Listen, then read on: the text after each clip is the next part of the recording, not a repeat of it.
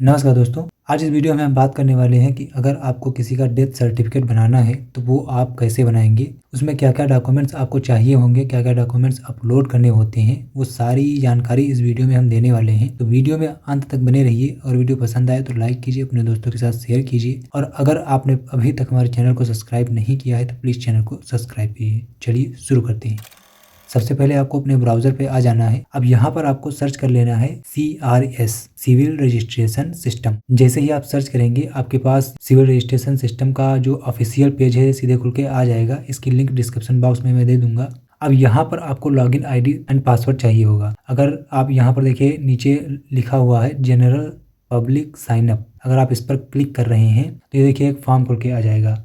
अब इस फॉर्म को फिल करके रजिस्ट्रेशन कर लीजिए तो आपकी अपनी आईडी भी बन सकती है। वहाँ से आप जो भी चाहें, जन्म प्रमाण पत्र या फिर किसी का मृत्यु प्रमाण पत्र चाहते हैं तो वो आप वहाँ से बना सकते हैं। लेकिन हमारे पास हमारे सचिव की आईडी है, ग्राम पंचायत अधिकारी की जो आईडी होती है वो हमारे पास है और उसी के माध्यम से आज हम एक डेथ सर्टिफिकेट बनाने वाले हैं। तो वो कैसे बनेगा उसकी फुल प्रोसेस के बारे में हम बताने वाले हैं, तो वीडियो में अंत तक बने रहिए। सबसे पहले आपको आईडी और पासवर्ड यहाँ पर लिख लेना है। इसके बाद आपको कैप्चा फिल कर देना है और लॉगिन पर क्लिक कर देना है। जैसे ही आप लॉगिन पर क्लिक करेंगे आपके सेक्रेटरी जिनकी आईडी है ग्राम पंचायत अधिकारी की, उनके मोबाइल नंबर पर OTP जाएगा। वो OTP आपको यहाँ पर फिल कर देना है और सबमिट पर क्लिक कर देना है। जैसे ही आप सबमिट करेंगे आपके पास कुछ ऐसा इंटरफेस देखने को मिल जाएगा। अब यहाँ पर आप अगर किसी का जन्म प्रमाण पत्र बनाना चाहते हैं तो वो भी बना सकते हैं, डेथ सर्टिफिकेट बनाना चाहते हैं तो वो भी आप यहाँ से बना सकते हैं। अब यहाँ पर देखिए डेथ का ऑप्शन दिया हुआ है, ऐड डेथ रजिस्ट्रेशन, इस पर क्लिक करना है।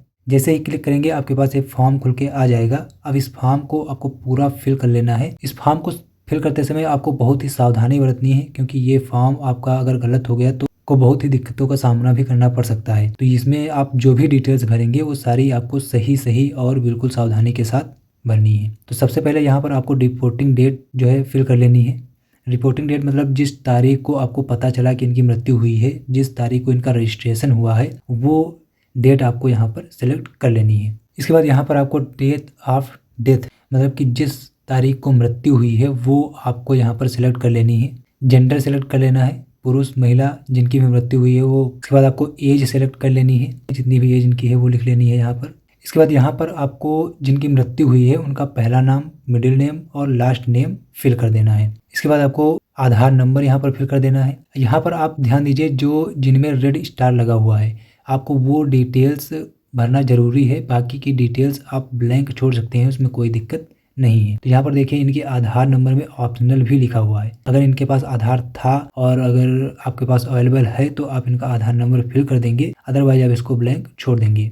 इसके बाद यहाँ पर प्लेस ऑफ डेथ, जहाँ पर इनकी मृत्यु हुई है अस्पताल में या फिर घर पर, जहाँ पर भी हुई है वो आपको यहाँ पर सेलेक्ट कर लेना है। जैसे आप अस्पताल सेलेक्ट कर रहे हैं तो आपको उस अस्पताल की डिटेल्स फिल करनी होगी। अगर आप घर सेलेक्ट कर रहे हैं तो आपको यहाँ पर एड्रेस फिल करना होगा। तो यहाँ पर एड्रेस के लिए आपको house number, village, post office, ये सारी डिटेल्स आपको फिल कर लेनी है। देखिए इसमें कुछ डिटेल्स पहले से ही फिल हैं, जैसे कि स्टेट हो गया आपका, सब डिस्ट्रिक्ट हो गया, डिस्ट्रिक्ट, ये सारी डिटेल्स पहले से ही फिल हैं। जो नहीं फिल है उनको आप एक एक करके बहुत ही सावधानी पूर्वक फिल कर लेंगे। इसके बाद आपको पिन कोड फिल कर लेना है, आपके एरिया का जो भी पिन कोड है। ये सारी डिटेल्स फिल करने के बाद अब आपको नीचे आ जाना है। अब यहाँ पर आपको हस्बैंड या फिर वाइफ का इन्फॉर्मेशन फिल कर लेना है। यहाँ पर अगर आपके पास ये डिटेल्स हैं तो आप इनको फिल कर दीजिए, अगर नहीं है आपके पास तो आप इनको ब्लैंक भी छोड़ सकते हैं।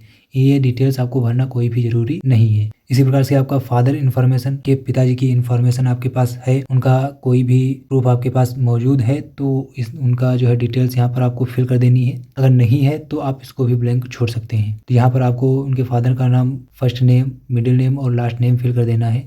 जो मृतक हैं आपको उनके ही पिताजी का नाम फिल करना है। इसके बाद यहाँ पर देखिए आधार भी ऑप्शनल दिया हुआ है। उनके पिताजी का आपके पास आधार है तो वो आपको आधार नंबर यहाँ पर फिल कर देना है, अदरवाइज आप इसको ब्लैंक छोड़ दीजिए। इसी प्रकार से नीचे आपको मदर इन्फॉर्मेशन फिल कर देनी है, अगर है तो आप फिल कर दीजिए, अदरवाइज आप इसको भी ब्लैंक छोड़ सकते हैं। अब नीचे आएंगे, यहाँ पर आपको जो मृतक हैं उनकी मृत्यु के समय उनका क्या पता था, मतलब कि कहाँ पर उनकी मृत्यु हुई है वो पता आपको यहाँ पर फिल कर देना है।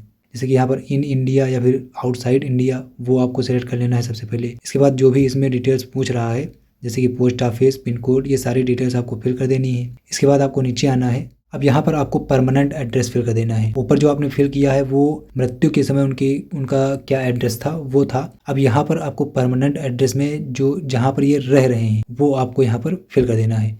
अगर ये दोनों एड्रेस सेम हैं तो आपको यहाँ पर सेम पर क्लिक कर देना है, तो ये डिटेल्स सारी अपने आप ही फिल हो जाएंगी। इतना करने के बाद यहाँ पर आपको इन्फॉर्मेशन करनी है, मतलब जिसने आपको इनकी मृत्यु के बारे में बताया है उनका नाम यहाँ पर फिल कर देना है, पिन कोड फिल कर देना है और एड्रेस भी फिल कर देना है। अगर इनका भी एड्रेस सेम है तो यहाँ पर आपको सेम का ऑप्शन मिल जाता है, इसी पर आपको टिक करना है, तो इनका भी जो है ये सारी डिटेल्स अपने आप ही फिल हो जाएंगी। इसके बाद जो भी ये आपको इन्फॉर्मेशन दे रहा है उसका अगर आपके पास आधार कार्ड है तो वो आपको आधार कार्ड नंबर यहाँ पर फिल कर देना है। ये भी ऑप्शनल है, अगर आप चाहें तो फिल कीजिए, अदरवाइज इसको भी ब्लैंक छोड़ दीजिए।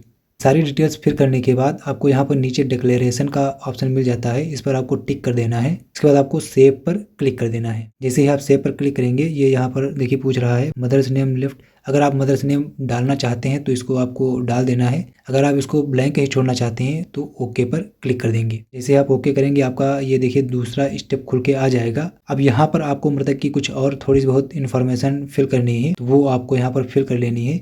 जैसे कि यहाँ पर सबसे पहले तो पता जो है वो पहले से यहाँ पर आप देखिए फिल हो गया है। अब यहाँ पर आपको रिलीजन किस धर्म के हैं वो आपको यहाँ पर सिलेक्ट कर लेना है। इसके बाद आपको कैटेगरी में जो ये काम कर रहे थे, मतलब कि वर्कर थे या फिर जो भी इनका काम था वो यहाँ पर आपको सिलेक्ट कर लेना है। अगर कोई भी काम नहीं कर रहे थे तो आप नॉन वर्कर भी सिलेक्ट कर सकते हैं। इसके बाद नीचे आएंगे तो यहाँ पर आपको मेडिकल अटेंशन, मतलब कि अगर कोई मेडिकल अटेंशन चल रहा था तो आपको यस कर देना है, अदरवाइज आपको नो पर यहाँ पर क्लिक कर देना है, यहाँ पर नो कर देना है। इतना फिल करने के बाद अब नीचे आना है आपको। अब यहाँ पर आपको ध्यान रखना है अगर मृत्यु आपकी ग्राम पंचायत में हुई है तभी आप इस आईडी से मृत्यु प्रमाण पत्र बना सकते हैं। अगर उनकी मृत्यु कहीं बाहर हुई है, अस्पताल में हुई है, तो उनका मृत्यु प्रमाण पत्र वहाँ से ही बनेगा, यहाँ से नहीं बन पाएगा। इसके बाद यहाँ पर आपको एक फाइल सपोर्टिंग डॉक्यूमेंट्स में अपलोड करनी होगी, तो उसके लिए आप जो है एक एप्लीकेशन आता है वो एप्लीकेशन आपको पूरा फिल कर लेना है और वही आप यहाँ पर अपलोड कर देंगे। अगर आप यहाँ पर कोई भी डॉक्यूमेंट्स अपलोड नहीं कर रहे हैं तब भी ये आपका सेव हो जाएगा। सेव पर क्लिक करेंगे तो आपकी ये सारी इन्फॉर्मेशन देखिए यहाँ पर आ गई है, जो भी डिटेल्स आपने फिल की है और जो भी डॉक्यूमेंट्स आपने अपलोड किया है वो सारा डेटा आप यहाँ पर देख सकते हैं। इसमें आपको कोशिश ये करनी है कि जितनी ज़्यादा हो सके उतनी डिटेल्स आपको फिल कर देनी है। अब इसमें आपको सारी डिटेल्स एक बार फिर से चेक कर लेनी है और अगर आपको लग रहा है कि कहीं पर करेक्शन की आवश्यकता है तो आपको यहाँ पर थोड़ा सा नीचे जाना है, यहाँ पर आपको एडिट पर क्लिक कर देना है। अगर आपका ये सारी डिटेल्स सही हैं तो आपको यहाँ पर कन्फर्म का ऑप्शन मिल जाएगा, इसी पर आपको क्लिक कर देना है। जैसे ही आप कन्फर्म पर क्लिक करेंगे आपके पास कुछ ऐसा इंटरफेस आ जाएगा।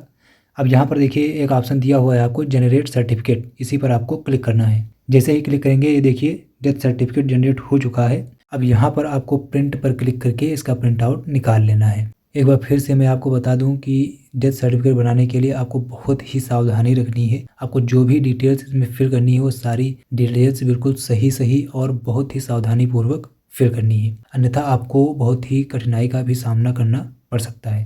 अगर वीडियो पसंद आया हो तो लाइक कीजिए, अपने दोस्तों के साथ शेयर कीजिए। ऐसी ही और इन्फॉर्मेटिव वीडियोज़ के लिए हमारे चैनल को सब्सक्राइब कीजिए। हम मिलते हैं अगली वीडियो में, तब तक के लिए जय हिंद।